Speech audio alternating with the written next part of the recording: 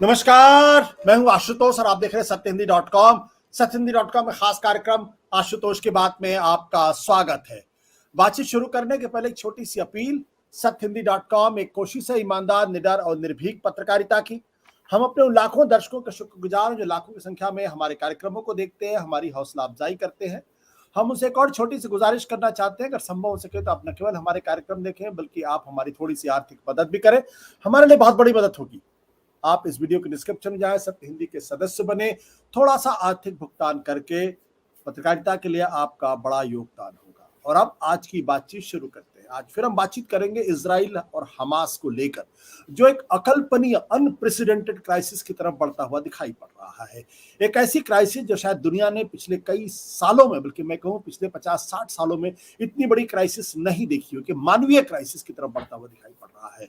और वो मानवीय क्राइसिस ये है कि दरअसल इजराइल ने पिछले 24 घंटे में उत्तर गाजा के लोगों को चेतावनी दी है कि वो 24 घंटे के अंदर अपने घर बार को छोड़कर दक्षिण गाजा की तरफ मूव कर जाए।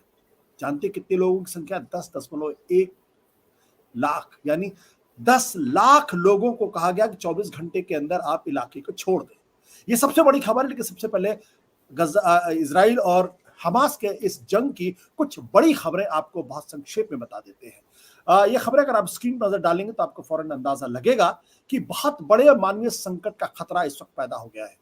इजराइल की खतरनाक चेतावनी है, 24 घंटे में 10 लाख फिलिस्तीनी इलाका खाली करें। गजा में भयानक बेचैनी, हजारों ने घर छोड़ा है।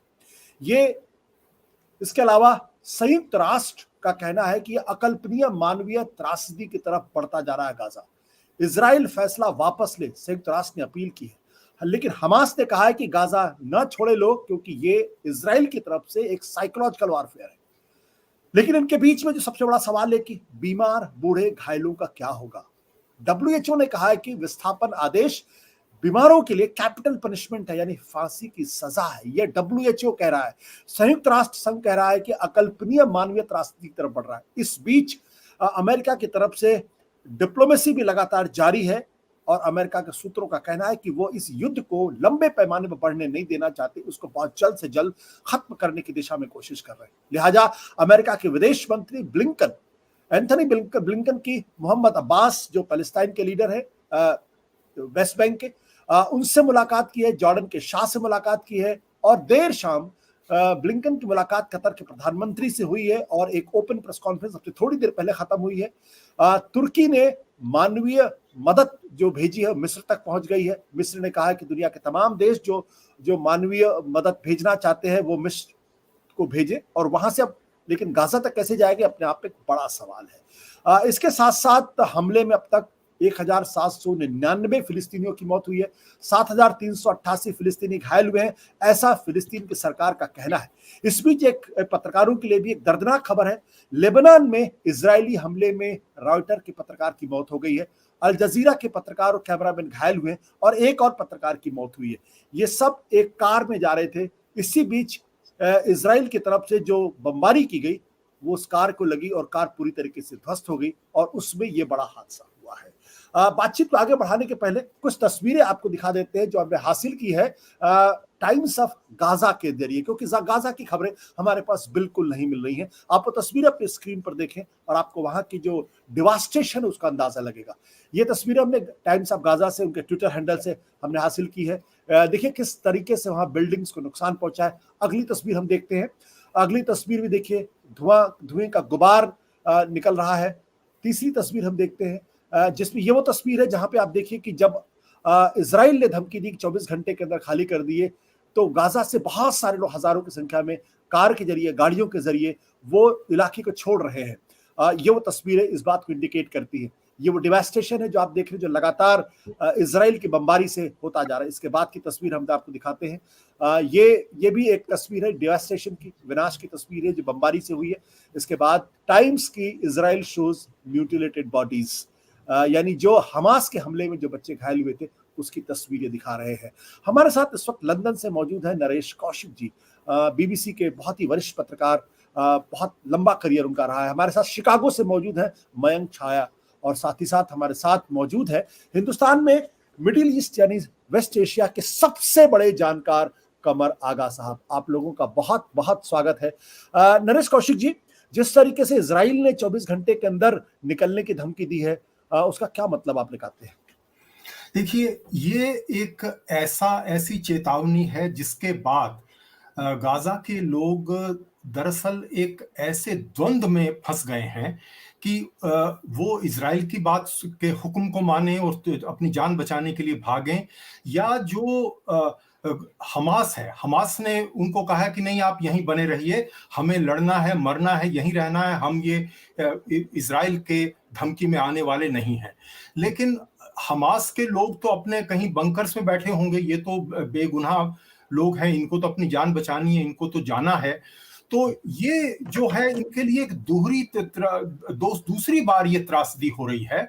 अगर आप याद करें कि 1948 में जब इजराइल बना था, जब इजराइल और फिलिस्तीन के दो टुकड़े किए गए थे, तो उस समय 2 लाख के करीब जो आजकल इजराइल है, वहां से लोग यहाँ जो आज गाजा है वहां पर वो आकर बसे थे। तो वो उनमें से बहुत सारे लोग अब मजबूर हैं जाने के लिए, और जब से इजराइल की चेतावनी आई है वो उन्होंने जाना शुरू कर दिया है, जिस तरह से वो जा रहे हैं। और जैसा कि आपने बताया कि ये जिसमें बूढ़े हैं, बच्चे हैं, बीमार हैं, वो कैसे जा पाएंगे, ये बहुत बड़ा ये सवाल है। इसीलिए यूनाइटेड नेशंस ने और बहुत सारे लोगों ने इजराइल से कहा है कि भाई ये जो समय बहुत कम है। आज हमारे यहाँ बीबीसी पर जो है, यहाँ ब्रिटेन के विदेश मंत्री से ये बात बार बार पूछी गई कि रक्षा मंत्री से बार बार पूछी गई, क्या आप इजराइल के इस सिर्फ 24 घंटे की मोहलत को सही ठहराते हैं? उनके पास इसका कोई जवाब नहीं था। उन्होंने कहा कि कम से कम ये मोहलत तो दे रहे हैं, जबकि इजराइल में जितना गुस्सा है, जो पिछले शनिवार जो हमला हुआ है उसके बाद, उनको ये लगता है कि ये अब उनके लिए ये रिवेंज वाली बात नहीं है, ये उनके लिए अपनी सुरक्षा का मामला है। वो इस तरह का दूसरा हमला तभी रोक पाएंगे जब वो हमास को पूरी तरह से ध्वस्त ना कर दें। और एक बात मैं आपको बता दूं, आपने कहा कि ये 10 लाख नहीं, दरअसल संख्या 11 लाख है। 22 लाख कुल आबादी है, और उसमें से आधी इस एरिया में है जिसको जाने को कहा है। और सच बात यह है कि वो जाएं तो जाएं कहां? कोई भी जगह दरअसल गाजा में कोई सुरक्षित नहीं है। इसीलिए आज जो है, जब ये अभी आपने जिक्र किया था कतर में जो प्रेस कॉन्फ्रेंस हुई है, एंटनी ब्लिंकेट ने ये बात कही है कि हम कोशिश कर रहे हैं कि सेफ जोन्स बनाएं। और वो सेफ जोन, ह्यूमैनिटेरियन कॉरिडोर, जब भी कोई लड़ाई होती है तो ह्यूमैनिटेरियन कॉरिडोर्स बनाने की कोशिश होती है। तो लेकिन वो ह्यूमैनिटेरियन कॉरिडोर कहां बनाएंगे? गाजा में तो कोई जगह छिपने वाली है नहीं। या तो आप उनको गाजा से बाहर निकलने दें, और बाहर कहां से? आप एक रफा वाली एक क्रॉसिंग है तो छोटी सी, उससे आप कैसे निकलेंगे? और उसके बाद अगर वो वहां से निकले भी तो क्या इजिप्ट के लोग, मिस्र के लोग उनको वहां आने देंगे? क्योंकि वो नहीं चाहते कि उनके यहाँ कोई बहुत बड़ा शरणार्थी संकट आए।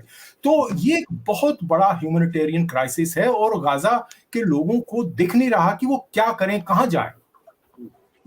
आपने कहा क्या करें, कहां जाए? 10 लाख लोग क्या 24 घंटे के अंदर निकल सकते हैं क्या? बिल्कुल नहीं निकल सकते। कैसे, कहां जाएंगे? क्योंकि देखिए, इजराइल की तरफ से आप देखें तो इजराइल का ये कहना है कि ये उनके पास में वो अपनी मिलिट्री की प्लानिंग कर रहा है, और पूरी तरह से इस बीच आप अगर आपने भी तस्वीरें देखी होंगी, मीडिया पर तमाम तस्वीरें आ रही हैं जिसमें उनके टैंकों की लाइनें लगी हुई हैं। उनके जो 1,60,000 तो उनकी सेना में जो रेगुलर सर्विसमैन हैं वो, और 3 लाख के करीब उन्होंने रिजर्विस्ट बुलाए हैं। तो 4.5 लाख से ज्यादा लोगों को तैयार किया जा रहा है। और ये ग्राउंड इन्वेजन तो होगा। ये कब होगा? ये हो सकता कल हो, परसों हो, 2 दिन बाद हो, लेकिन ग्राउंड इन्वेजन के लिए तो इजराइल कटिबद्ध है, और उसको लगता है इसके बिना उसके पास कोई चारा नहीं है।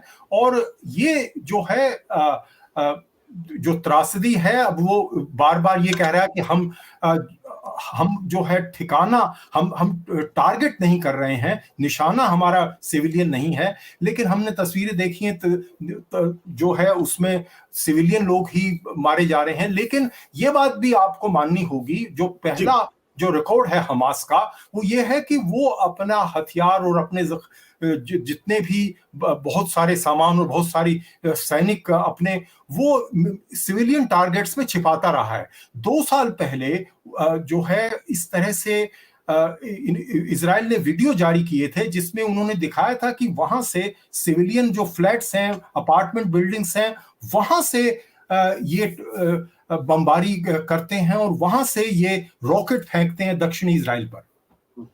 बिल्कुल। सत्य हिंदी का ऐप डाउनलोड करें गूगल प्ले स्टोर पर।